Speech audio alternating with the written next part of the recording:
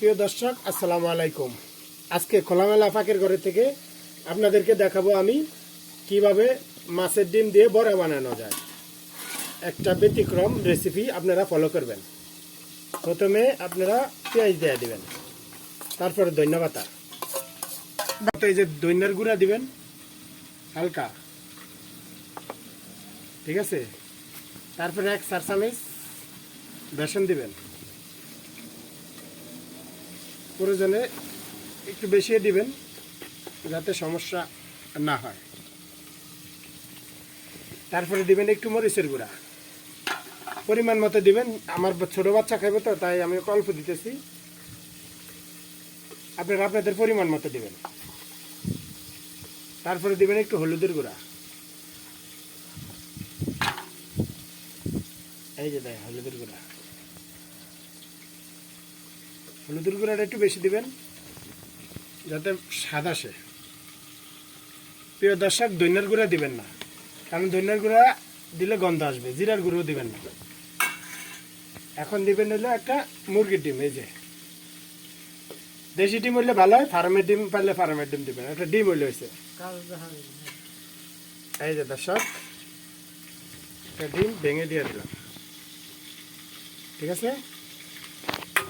তারপরে এই যে মাছের ডিমটা নিয়ে নেবেন, চামিচটা সুন্দর করে পরিষ্কার করে উঠায় ফেলাবেন। তারপরে এগুলা এই যে সুন্দর করে হাতে এগুলা দিয়া কষলাতে থাকবেন।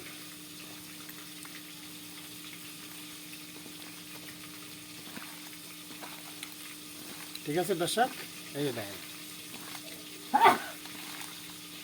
খোলামেলা ফাঁকের ঘরে থেকে এই রেসিপিটা।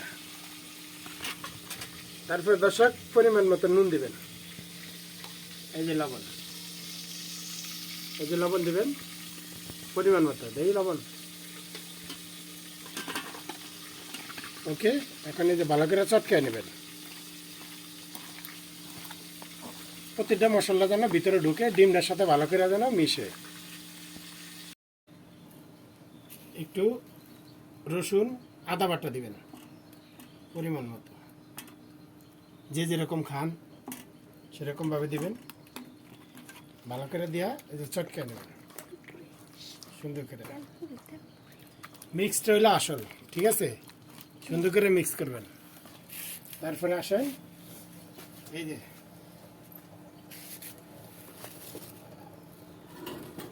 এটা নামায় নেবেন। যদি তেল করা যায় একটু নামায় নেবেন।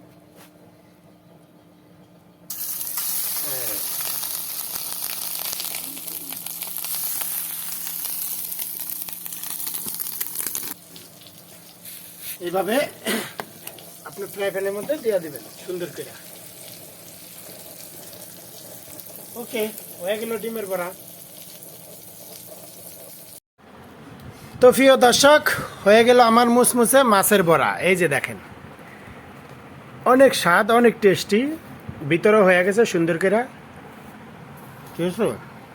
এইভাবে আপনারা করার চেষ্টা করবেন।